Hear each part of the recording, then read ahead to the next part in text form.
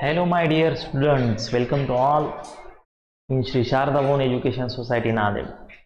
Dear students, आज हम discuss करने जा रहे हैं बहुत ही इंपॉर्टेंट क्वेश्चंस जो कि आपके आने वाले नीट के एग्जाम में, जेई के एग्जाम में पूछे जा सकते हैं।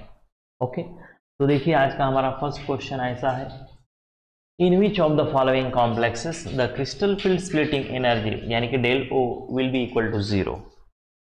दोस्तों, मैंने आपको क्लासरूम में पढ़ाया था कि क्रिस्टल फील्ड स्प्लिटिंग एनर्जी कैसे निकालते हैं।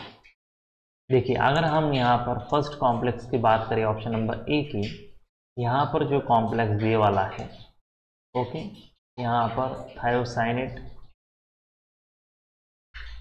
दिया है। इस कॉम्प्लेक्स का नाम है पोटेशियम हेक्साथायोसाइनेटोफेरेट 3। ओके, अब यहाँ पर देखिए दोस्तों, जो हमारा Fe है, ओके, वो कौन से ऑक्सीडेशन स्टेट में है सर? +3 ऑक्सीडेशन स्टेट में है। And in +3 oxidation state electronic configuration will be 3d5। और मैंने आपको क्लासरूम में पढ़ाया था कि जब स्प्लिटिंग की बात आती है तो ये जो कॉम्प्लेक्स है ये ऑक्टाहेड्रल है। यस, तो ऑक्टाहेड्रल की स्प्लिटिंग जो होती है दोस्तों, वो होती है T2G एंड Eg। ओके, ये यहाँ पर आपके T2G और यहाँ पर आते हैं आपके Eg ऑर्बिटल।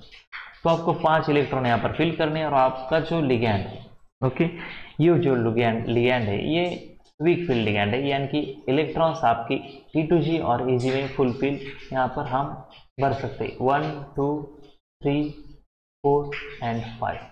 ठीक है, now to calculate the crystal field splitting energy, formula क्या है हमारा? Simple, -0.4 into number of electrons in T2G।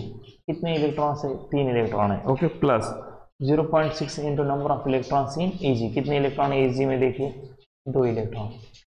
यदि आप इसका कैलकुलेशंस करते हो तो ये कितना आ जाएगा दोस्तों? It will become the 0 del O, यानी कि क्रिस्टल फील्ड स्प्लिटिंग एनर्जी जो है ये यहाँ पर आ जाएंगी 0 डेल ओ। ओके, किस कंपाउंड के लिए? ऑप्शन ए के लिए। तो करेक्ट ऑप्शन क्या आ जाएगा? इस क्वेश्चन का करेक्ट आंसर जो है वो आ जाएगा ऑप्शन नंबर ए। ओके, जो हमारा कॉम्प्लेक्स दिया गया है पोटेशियम हेक्साथायोसाइनेटोफेरेट 3, इस कॉम्प्लेक्स की क्रिस्टल फील्ड स्प्लिटिंग जो है ये आ जाएंगे यहाँ पर 0। ओके, चलिए नेक्स्ट क्वेश्चन की तरफ चलते हैं। नेक्स्ट क्वेश्चन क्या दिया है हमें? The complex that show facial meridional asomerism। बेटा, जब मैंने आपको क्लासरूम में पढ़ाया था कि फेशियल मेरिडियोनियल आइसोमर कौन बताते हैं, तो सिंपल एक ट्रिक या फिर इसे आप एक फार्मूले में याद रख सकते हैं। फार्मूला क्या है कि कौन बता सकता है कि फेशियल मेरिडियोनियल आइसोमर कौन कॉम्प्लेक्स बता सकता है? कौन सा कॉम्प्लेक्स? तो सिंपल है, जिस कॉम्प्लेक्स में एक मेटल है, ए टाइप के 3 लिगैंड है, बी टाइप के 3 लिगैंड है, ये बंदा शो करता है फेशियल मेरिडियोनियल आइसोमेरिज्म। तो देखिए दोस्तों, इस 4 ऑप्शन में से कौन सा ऑप्शन यहाँ पर मैच हो रहा है? देखिए ऑप्शन नंबर बी, यहाँ पर कोबाल्ट मेटल है, अमोनिया 3 टाइप के लिगैंड और क्लोरीन 3 टाइप के ligand. So correct answer of this question will be option number B is your correct answer. ये बंदा जो है ये आइसोमेरिज्म शो करता है। ठीक है, चलिए नेक्स्ट क्वेश्चन की तरफ चलते हैं। नेक्स्ट क्वेश्चन क्या है?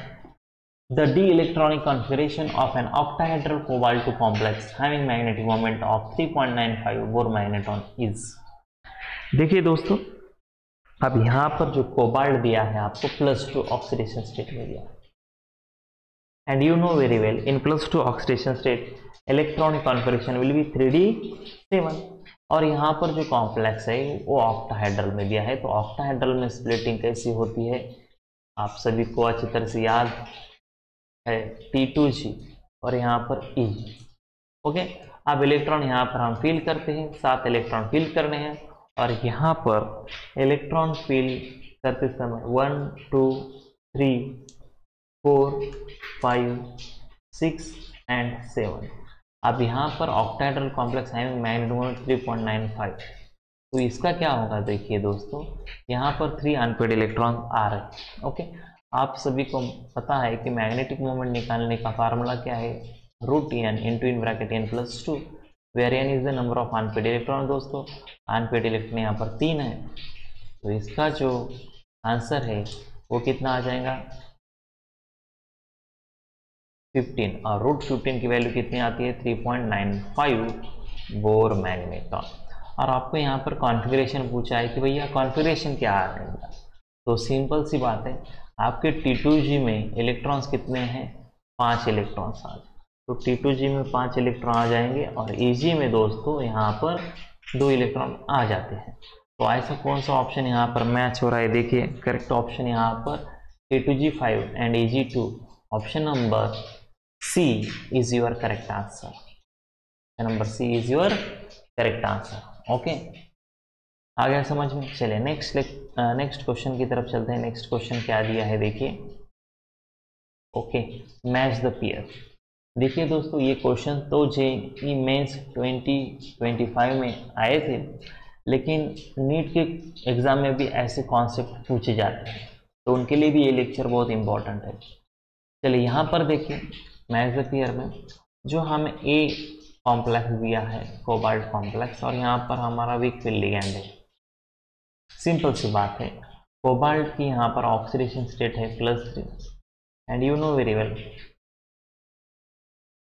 इसका इलेक्ट्रॉनिक कॉन्फिगरेशन आएगा यहाँ पर 3d6। Okay 3d6। अब यहाँ पर जो लिगैंड है वो यहाँ पर फ्लोरीन।